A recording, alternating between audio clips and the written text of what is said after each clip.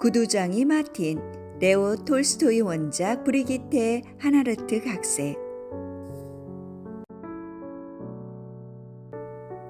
어느 작은 마을에 마틴이라는 구두장이가 살았습니다. 마틴은 창문이 하나 있는 지하방에 살았는데 그 창문으로만 거리를 내다볼 수 있었습니다. 그래서 마틴은 지나가는 사람들의 다리밖에 볼 수 없었습니다.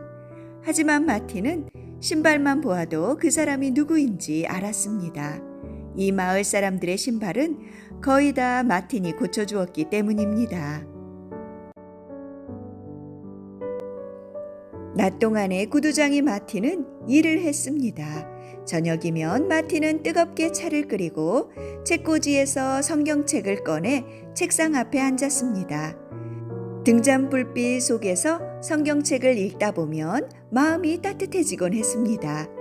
어느 날 저녁이었습니다. 그날도 마틴은 커다란 성경책을 펼쳤습니다. 마틴은 예수님을 초대한 부자 이야기를 읽었습니다. 이야기를 읽고 난 마틴은 한동안 깊은 생각에 잠겼습니다. 만약 예수님이 찾아오시면 나는 잘 대접할 수 있을까? 무슨 말을 하고 무엇을 할까?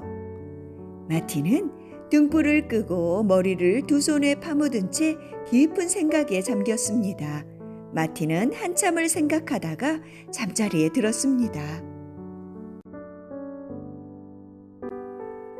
마틴, 하는 소리가 갑자기 들려왔습니다. 마틴은 깜짝 놀라 깼습니다. 하지만 방에는 아무도 없었습니다. 그런데 이번에는 부르는 소리가 아주 똑똑하게 들렸습니다.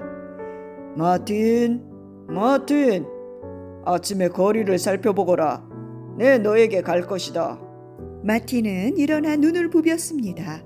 마틴은 이 소리를 정말로 들은 것일까요? 아니면 꿈을 꾼 것일까요? 마틴은 다시 한번 주위를 둘러보았습니다. 하지만 아무도 없었습니다.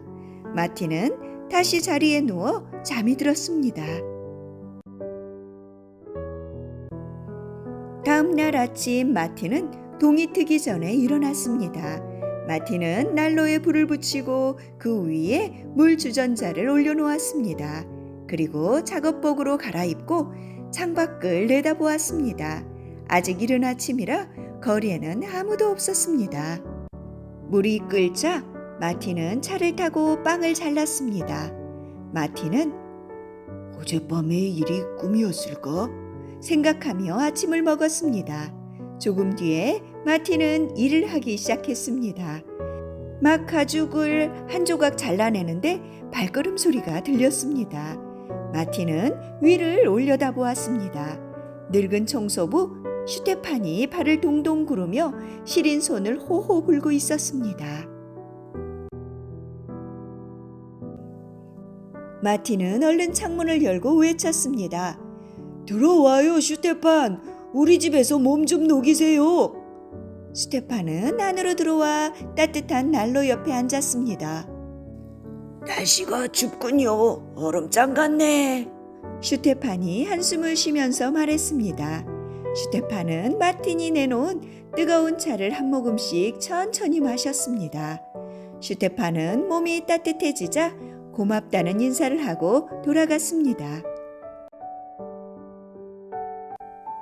마틴은 차를 한 잔 더 마시고 난로 위에 양배추 수프를 올려놓았습니다. 마틴이 다시 창밖을 내다보았을 때 어떤 젊은 여인이 아이를 안고 서 있었습니다. 여인은 얇은 자기 옷으로 아기를 감싸 찬바람을 막으려고 애쓰고 있었습니다. 마틴은 계단을 뛰어 올라가서 여인에게 들어오라고 소리쳤습니다. 마틴은 여인에게 수프를 주고 자기의 낡은 외투도 가져다 주었습니다. 그 외투는 크기가 넉넉해서 여인과 아기를 충분히 감쌀 수 있었습니다. 또 마틴은 여인에게 돈을 주면서 아기에게 우유를 사주라고 했습니다. 여인은 허리를 굽혀 고맙다는 인사를 했습니다. 여인은 두툼하고 따뜻한 외투로 자기와 아기의 몸을 감싸고 떠났습니다. 여인이 떠나고 난 뒤 마틴은 남은 수프를 마저 먹고 설거지를 했습니다. 마틴은 다시 일을 시작했습니다. 어떤 그림자가 창문에 비치기에 마틴은 얼른 위를 올려다보았습니다. 누가 지나간 곳일까? 아는 사람도 지나갔고 모르는 사람도 지나갔습니다. 하지만 특별히 눈에 띄는 사람은 없었습니다. 그런데 갑자기 거리에서 시끄러운 소리가 들려왔습니다. 가게 할머니가 사과를 훔친 소년의 머리채를 잡고 욕을 하고 있었습니다. 소년은 몹시 아파했습니다. 그때 마틴이 두 사람 사이에 끼어들었습니다. 그 애를 놔주세요, 할머니. 사과 하나 훔쳤다고 그렇게 심하게 벌을 준다면 우리가 지은 죄는 대체 얼마나 큰 벌을 받아야 하죠? 소년과 할머니는 처음에는 마틴을 바라보더니 나중에는 한참 동안 서로를 바라보았습니다. 소년은 나직한 목소리로 용서를 빌었습니다. 소년이 바구니를 들고 할머니와 함께 길을 따라 걸어갔습니다. 마틴은 또다시 일을 시작했습니다. 내일 아침까지 끝내야 하는 일이었습니다. 곧 날이 어두워졌습니다. 가로등에 불을 붙이는 사람이 지나갔습니다. 마틴은 등불을 켜고 장화를 마저 다 꿰맸습니다. 일이 끝나자 마틴은 연장을 정리하고 가죽 조각들을 치웠습니다. 마틴은 벽에서 등잔을 내려 책상 위에 올려놓았습니다. 마틴은 어제 저녁 열심히 읽던 성경을 다시 한번 읽으려고 했습니다. 그때 갑자기 뒤에서 인기척이 나더니 누군가가 다가왔습니다.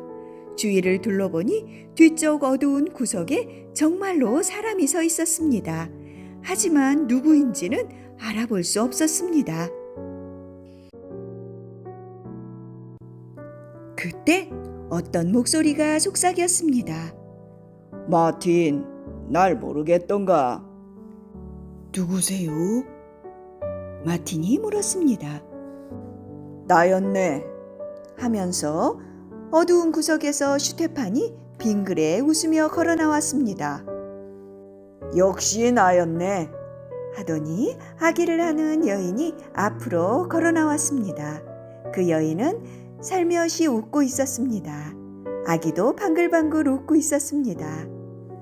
그리고 역시 나였네. 하더니 가게 할머니와 사과를 든 소년이 이쪽으로 걸어왔습니다. 두 사람도 빙그레 웃고 있었습니다. 마틴은 깜짝 놀라 모두를 바라보았습니다.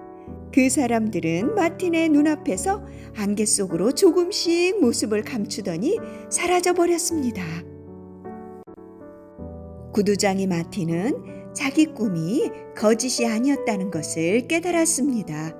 예수님은 오늘 정말로 마틴에게 오셨고 마틴은 예수님을 맞이한 것이었습니다. 이 구두장이의 영혼은 아주 맑아졌습니다. 마틴은 어젯밤에 읽다가만 바로 그 부분을 읽기 시작했습니다. 그쪽 맨 위에는 이렇게 적혀 있었습니다. 너희가 여기 있는 형제 가운데 가장 보잘것없는 한 사람에게 해준 것이 바로 나에게 해준 것이다.